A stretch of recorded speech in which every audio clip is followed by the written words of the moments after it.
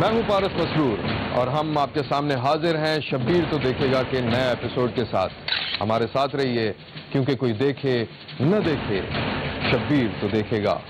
भाई माशाल्लाह क्या किस्मत पाई है। मेरी ऐसी बीवी हो ना, यकीन जानो पाँव धो धो के पीऊं। नीलम तुम्हें डर नहीं लगता? मेरी तो किस्मत ही खराब थी, जिस आदमी से मेरा निकाह हुआ। मेरे खिलाफ कोई साजिश तो नहीं है ना? तो उसकी बीवी थी मकतूल की, उसने अपने आशनाज मिलके फिर उसको लटका दिया गया। मेरे बच्चे ने मार देता है। बूरेवाला के नवाही गांव की नीलम की शादी तो वालिदैन की पसंद से रिश्तेदारों में हुई थी, लेकिन वो अपने शौहर से खुश नहीं थी। जिंदगी से भरपूर नीलम को ऐसा शौहर मिला था जिसे मायूसी और बेदिली ने घेर रखा था। ये ताल्लुक कब तक और किस तरह बरकरार रहा, देखिए इस कहानी में। मैं हूं पारस मसरूर और आप देख रहे हैं कोई देखे न देखे, शब्बीर तो देखेगा। नीलम कहीं जाने के लिए तैयार हो रही थी। लिपस्टिक लगाने के बाद उसने अपने शौहर की तरफ देखा, जो अपनी बीवी से लाताल्लुक सा होकर टीवी देख रहा था। अगर टाइम मिल जाए तो कभी मेरी तारीफ भी कर दिया करो। करता तो भाई, अच्छी लग रही हो। अब ये म्यूजिक चैनल कौन से नंबर पे आता है? देखो, ये मैं नाच गाने के चैनल नहीं देखती, तो मुझे क्या मालूम कि कौन से नंबर पर आता है। अच्छा, तुम क्या कर रही हो? कब तक आओगी? अच्छा सवाल है। भाड़ में जा रही हूँ और मुझे टाइम नहीं मालूम कि मैं कब तक आऊंगी। इसी दौरान नीलम के शौहर का कजन नईम कमरे में दाखिल हुआ। अल्लाह खैर करे। क्या गर्मा गर्मी लगी है गुलाम नबी भाई? सलाम भाभी। वालेकुम सलाम। माशाल्लाह क्या लग रही हैं भाई। एक ऐसी बीवी हमारे लिए भी ढूंढ दें। अरे हाँ भाई, ढूंढ देंगे। तू आके बैठ तो सही हो। तू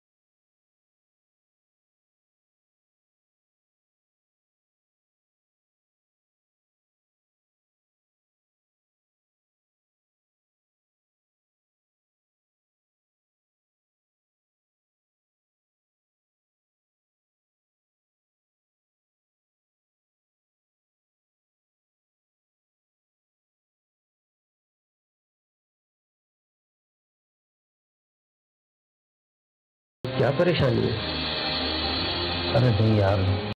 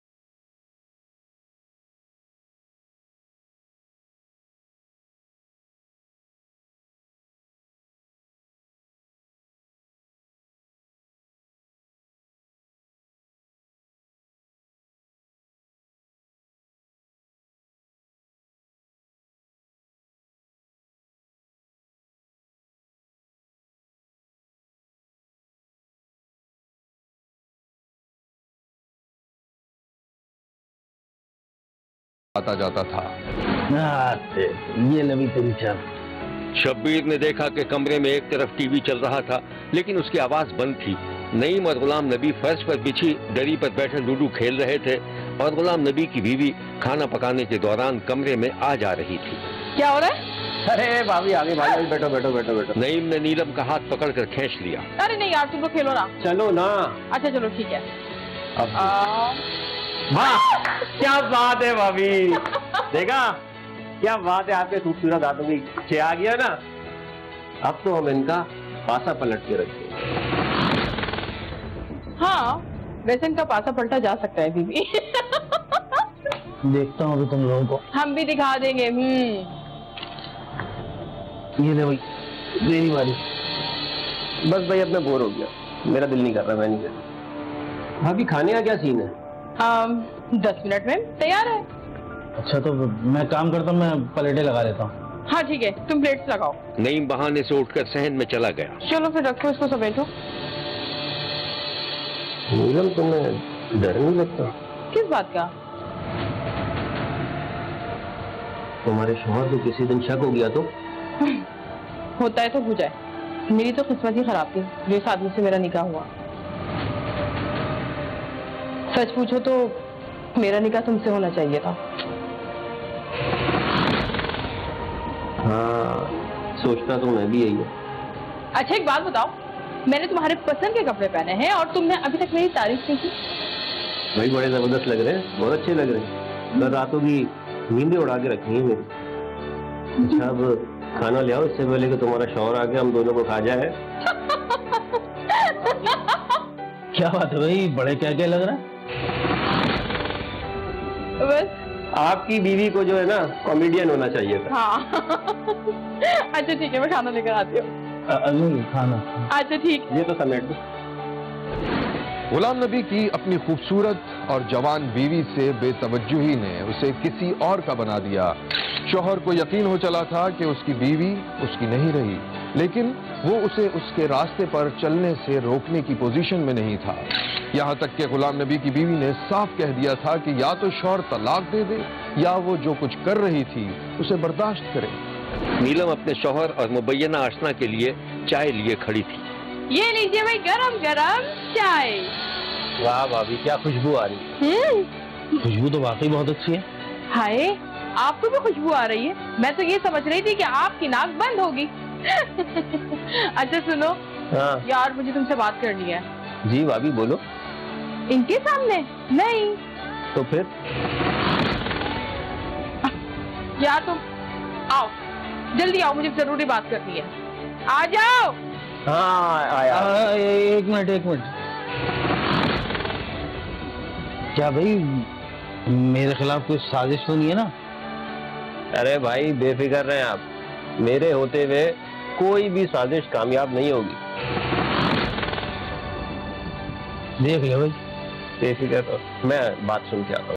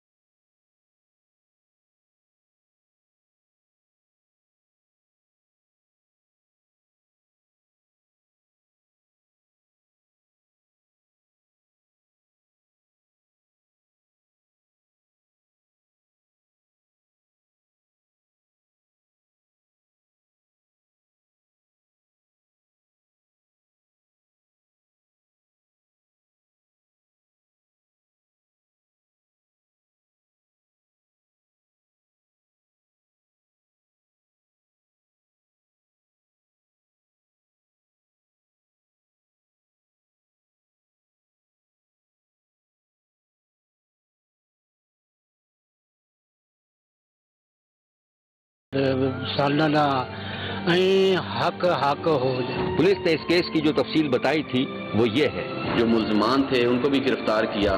दोनों मुल्जमान, जो उसकी बीवी थी मकतूल की, उसने अपने आशना ज़हूर के साथ मिल के पहले उसको गंदम वाली गोलियां पिलाई। तो उस बेचारे को पहले बुखार था, उसको गोलियां दवाई समझ के पिलाई गई पानी में मिला के, जिससे उसकी हालत गैर हुई तो उसका गला दबा दिया गया और फिर उसको लटका दिया गया। और अल्हम्दुलिल्लाह ये 16 तारीख का वाक़या है। रिकॉर्ड टाइम में मुल्जमान भी गिरफ्तार हैं और इंशाल्लाह उनको जो है वो पूरी कानूनी तकाजे पूरे करके उनको सजा दिलवाई जाएगी। कन्विक्शन इंशाल्लाह उनकी यकीनी बनाई जाएगी। शब्बीर का कहना है कि बूरेवाला में पेश आने वाले इस वाक़े के तमाम किरदार कमोबेश कसूरवार दिखाई देते हैं। अगर गुलाम नबी की बीवी अपने शौहर से खुश नहीं थी तो उससे तलाक लेकर अपनी मर्जी की शादी कर लेनी चाहिए थी, या फिर जब शौहर को तमाम मुबैना बेशर्मी के वाक़यात का इल्म हो गया था तो उसे खुद तलाक दे देनी चाहिए थी। देखते रहिए, क्योंकि कोई देखे न देखे, शब्बीर तो देखेगा।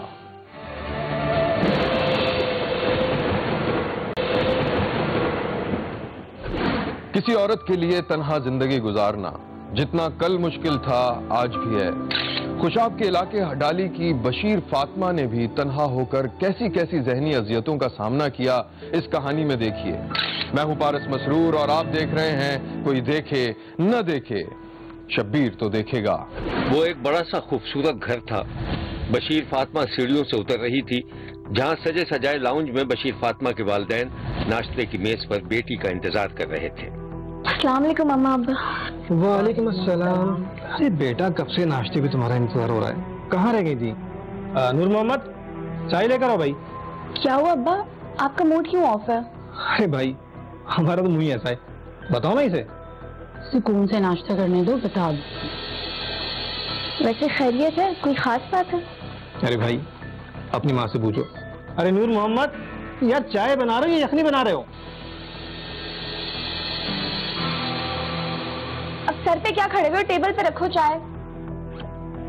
अक्ल पता नहीं इसे कब आएगी। जाओ अब, हद हो गई है। चाय तो बहुत मजे की बनाई है आज। आप लोग बताएं क्या बात कर रहे थे? हम सोच रहे हैं तुम्हारी शादी करवा दी जाए। ठीक, करवा दीजिए।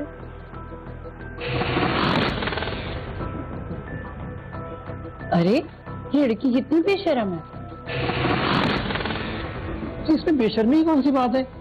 और वैसे भी ये मेरी बेटी नहीं, बेटा है। बेटा, हम सोच रहे हैं कि हक नवाज से तुम्हारी शादी कर दें, पसंद है ना तुम्हें? हक नवाज, वो खाला का बेटा, वही मिला था आप लोगों को? क्यों इतना अच्छा?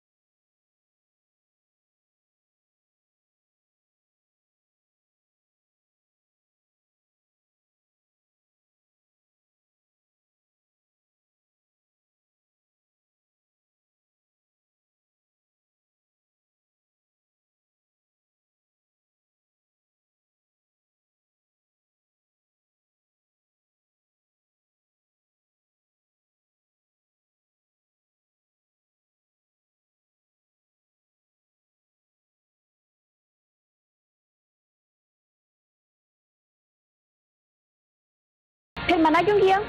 अच्छा बाबा, सॉरी। मैं काम करता हूँ, तुम्हें लाउड स्पीकर भिजवा देता हूँ, उसमें पूरे मोहल्ले में ऐलान करवा देना कि हक नवाज ने तुम्हारी सारी शर्तें कबूल कर ली। खुश? अच्छा सुनो, अल्लाह हाफिज़, अम्मा आ रही है। अच्छा चलो, फिर बात होती है, ठीक है? ख्याल रखना, अल्लाह हाफिज़। कौन था फोन पे?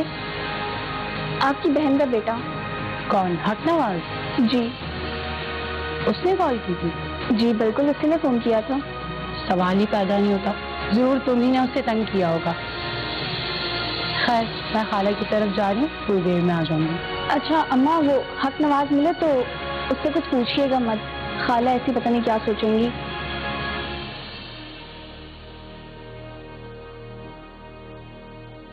बशीर फातिमा अपने वालिदैन की इकलौती औलाद थी। उसकी शादी उसके खालाजाद भाई हक नवाज से कर दी गई थी। शादी के 10-12 साल बाद बशीर फातिमा के वालिदैन का इंतकाल हो चुका था। फातिमा का शौहर अपनी बीवी से खिंचा खिंचा रहने लगा और उसकी वजह यह थी कि बशीर फातिमा के यहाँ कोई औलाद नहीं हुई थी। शब्बीर ने देखा कि बशीर फातिमा अपने शौहर के साथ एक चमकती हुई कार में सफर कर रही थी। शौहर ने एक पार्क के बाहर गाड़ी खड़ी की और वो दोनों उस पार्क में दाखिल हो गए। वो दोनों एक घास पर बैठे ही थे कि एक प्यारा सा बच्चा गिरता पड़ता अपनी गेंद के पीछे आया और दोनों के सामने आकर खामोशी से खड़ा हो गया। इधर बेबी, क्या नाम है बेबी का? ओह, आपका क्या नाम है? और रोना नहीं है। जाओ खेलो। ओके जाओ खेल लो। बच्चा बॉल लेकर पलट गया था। कितने प्यारे बच्चे हैं ना।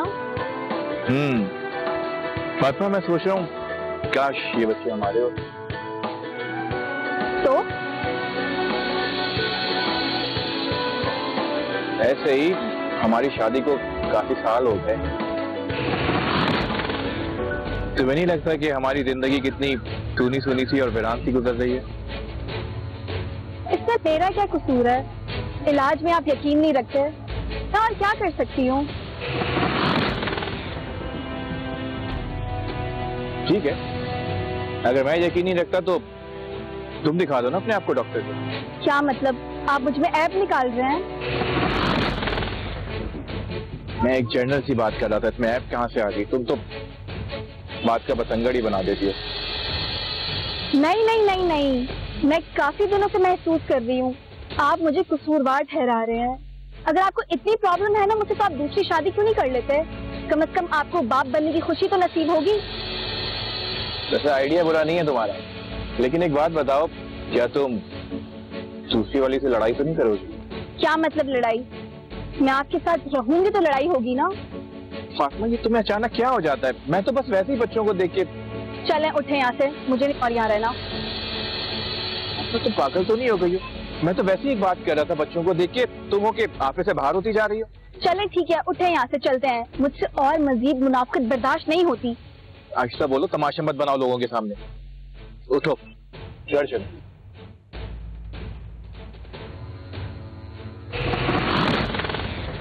वो दोनों खामोशी से कार में बैठकर रवाना हो गए।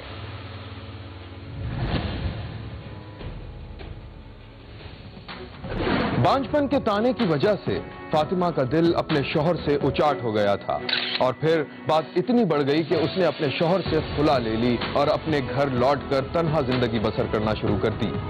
बशीर फातिमा के चचा को सूरत हाल का इल्म हुआ तो वो परेशान हो गया।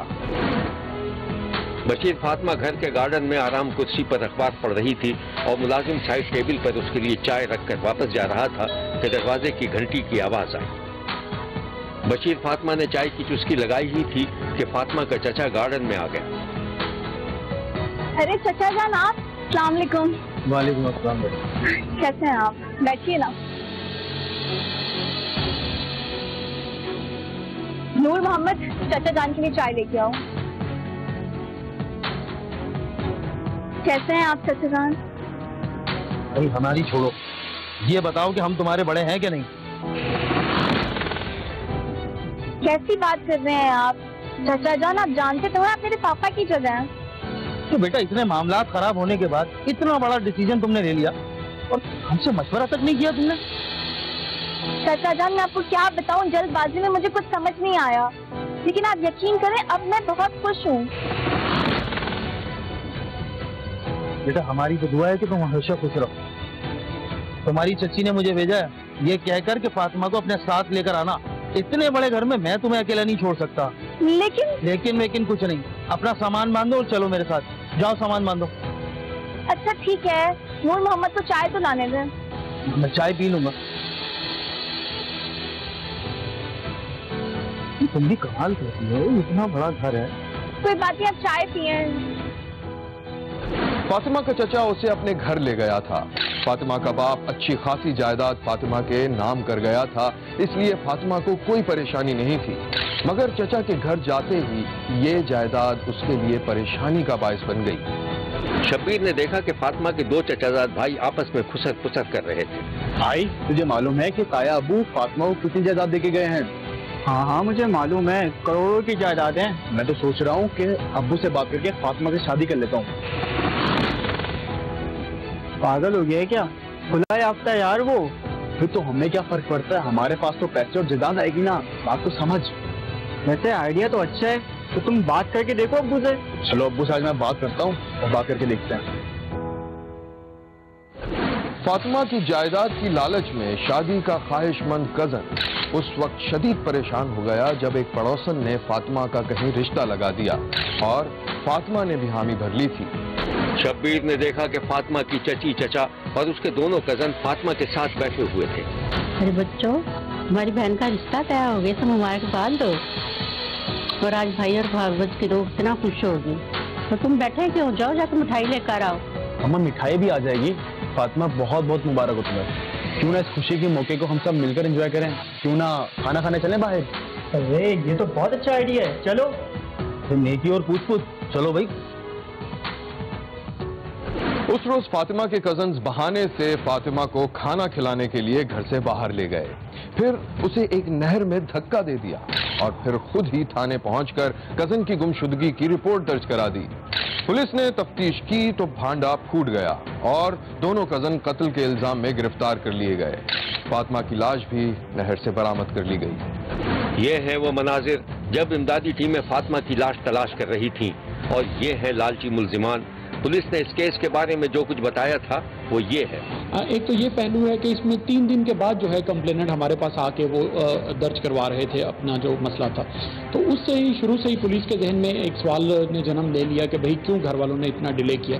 जब डिफरेंट एंगल से हमने तलाश करना शुरू किया तो हमें शक गुजरा कि जो कि मुद्दई मुकदमा है इसमें मोहम्मद शफी साहब जो इतला दहिंदा है, उन्हीं के हवाले से हमें कुछ शकूक व शुबहात पैदा हुए। फर्दर जब पुलिस ने इंटेरोगेट किया और चीज़ों को चेक किया, इसी दौरान हमें नेक्स्ट डे पे जो खातून है बशीर फातिमा, वो एक करीबी नहर है उसमें से उनकी डेड बॉडी मिली।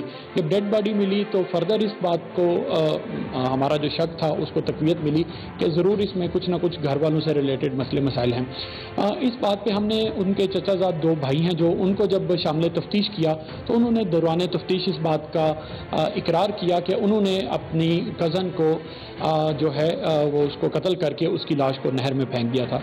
अभी तक की तहकीक के मुताबिक या तफ्तीश के मुताबिक जो चीज़ें सामने आ रही हैं वो ये है कि बशीर फातिमा जो है उसके वालिदैन पहले से फोत हो चुके हैं।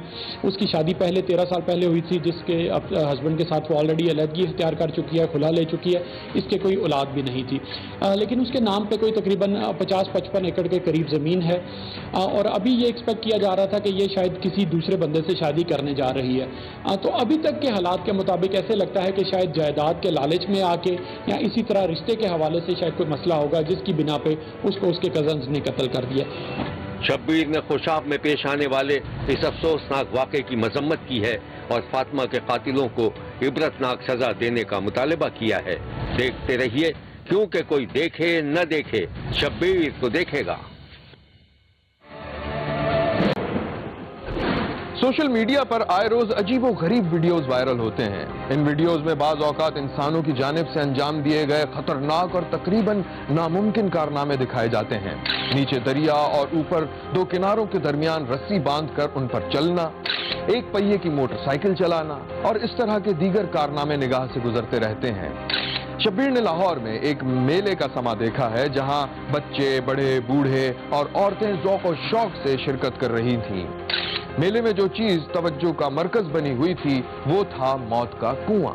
मैं हूं पारस मसरूर और आप देख रहे हैं कोई देखे न देखे, शब्बीर तो देखेगा।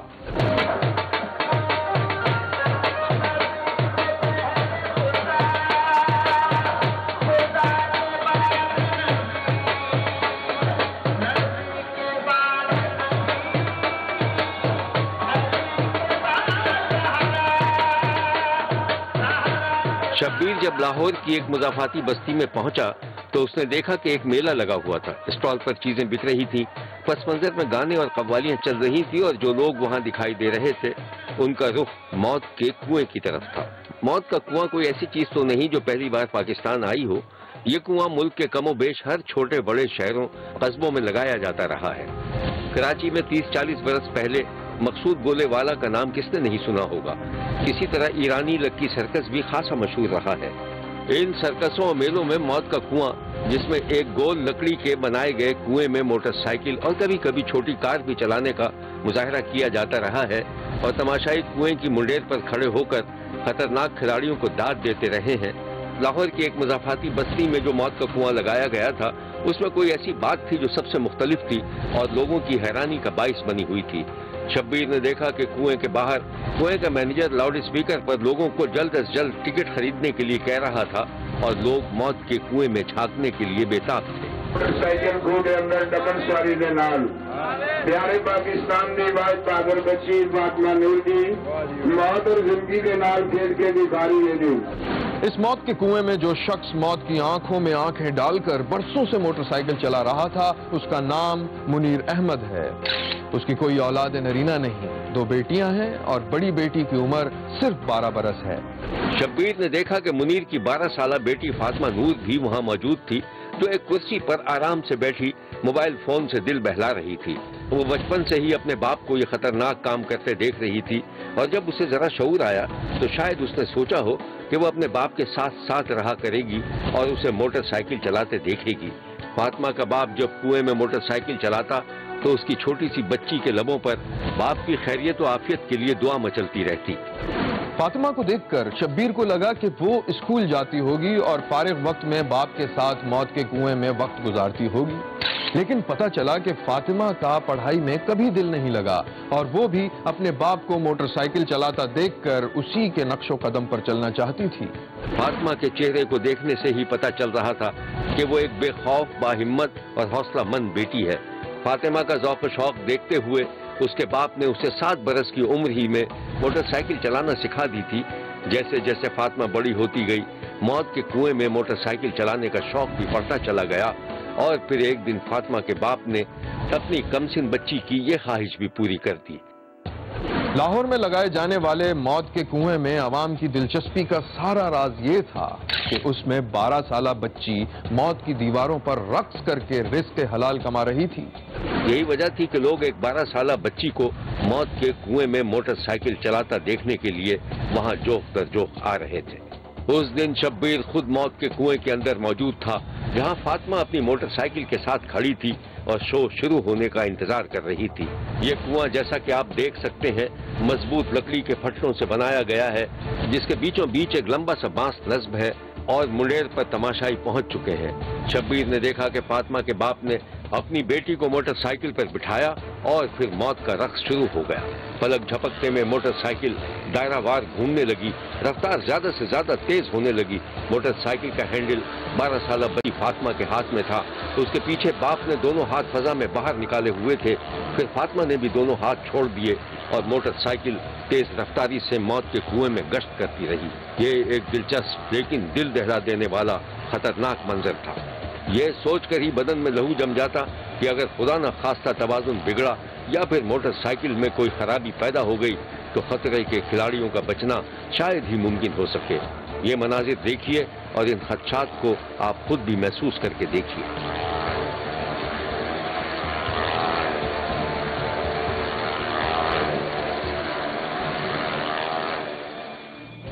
मौत से आंखें मिलाकर रिज़्क़ हलाल कमाने वाली 12 साला फातिमा दिन में कई बार कुएं में मोटरसाइकिल चलाती है, तब कहीं जाकर रोटी रोजी का इंतजाम हो पाता है। शब्बीर ने देखा कि एक्सप्रेस न्यूज के नुमाइंदे भी वहां मौजूद थे और वो इस वाकये की रिपोर्टिंग कर रहे थे। जिस उम्र में बच्चे किताबें पढ़ते और खिलौनों से खेलते हैं, उस एज में ये बच्ची मौत के कुएं में मोटरसाइकिल चलाकर अपने बाप का सहारा बनी हुई है। फातिमा और उसके बाप ने जो गुफ्तगू की थी वो ये है। नहीं, गिरी भी नहीं और डर भी नहीं लगता, बस शौक है। शौक जो कुछ मर्जी करा सकता है। ये बिल्कुल डरना नहीं चाहिए, मेरे तरह हिम्मत करे, अपने माँ बाप का भी नाम रोशन करे, पाकिस्तान का भी नाम रोशन करे। मैं तो तुम्हारे साथ रात से चला रहा हूँ, 28 साल हो गए हैं। बेटा कोई नहीं है, ये मेरी एक बेटी है। अभी एक दूसरी बेटी है, वो तकरीबन 3.5 साल की है। बस बैठे बैठे मेरे मुंह से बात निकली है, अगर मेरा बेटा आता तो मेरे साथ होता। तो बस इसका शौक था, इसने फिर वो शौक अपना लिया, अपने दिल में बात बैठा ली। इसने बोला पापा मैं तेरा बेटा हूँ, मैं तेरे साथ काम करूँगी। बस उसको रोकने के बावजूद स्कूल में भी छोड़ा, नहीं पढ़ी है, कुरान पाक पढ़ी है, लेकिन इसका फिर जुनून लग गया, इसको शौक आ गया। बस मैं यही काम करूँगी, पापा के साथ करूँगी। अभी माशाल्लाह 6-7 साल हो गए हैं, ये मेरा बाजू बनी हुई है, मेरे साथ पूरा हिम्मत करती है और मेरा साथ एक बाइक चलाएगी इंशाल्लाह जी। और एक साल के बाद जब अकेली चलाएगी, ये वर्ल्ड में पाकिस्तान की पहली बच्ची होगी। ये हर साल हमारे गांव में मेला लगता है, क्योंकि यहाँ कोई पार्क नहीं है, इसलिए बच्चे इंतजार करते हैं मेला लगने का, हर साल लगता है। शब्बीर को यकीन है कि फातिमा जो कुदरती सलाहियतों और अज़्म हौसले से माला माल है, इसी तरह से मजीद कारनामे अंजाम देती रहेगी और मुल्की और बैनुल अक़वामी सतह पर भी अपना और अपने मुल्क का नाम रोशन करती रहेगी। देखते रहिए, क्योंकि कोई देखे न देखे, शब्बीर तो देखेगा।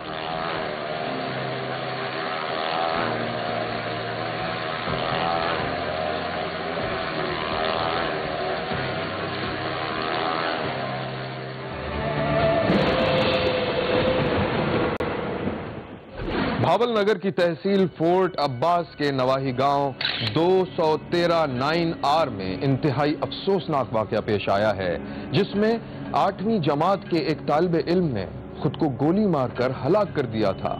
मैं हूं पारस मसरूर और आप देख रहे हैं कोई देखे न देखे, शब्बीर तो देखेगा। यही है वो बच्चा आतिफ मुनीर जिसने इंतहाई गुस्से और सदमाती कैफियत में अपने बाप के पिस्तौल से अपनी जिंदगी का खात्मा कर दिया था। शब्बीर इस बच्चे की तस्वीर देखकर कांप उठा। उसके वालिदैन पर क्या गुजरी होगी जब उन्हें पता चला होगा कि उनके बेटे ने खुदकुशी कर ली थी। शब्बीर को पता चला कि 15 साला आतिफ रिटायर्ड सिपाही मुनीर अहमद का बेटा था। बाप से स्मार्टफोन की जिद कर रहा था, लेकिन बाप उसे फोन न दिला सका। ये है वो गांव जहां आतिफ अपने माँ बाप के साथ रहता था। मुबैना तौर पर गांव का एक ओबाज शख्स लड़कों को स्मार्टफोन पर अच्छे बुरे वीडियोस दिखाकर उन्हें बुराई की तरफ रागिब करता था।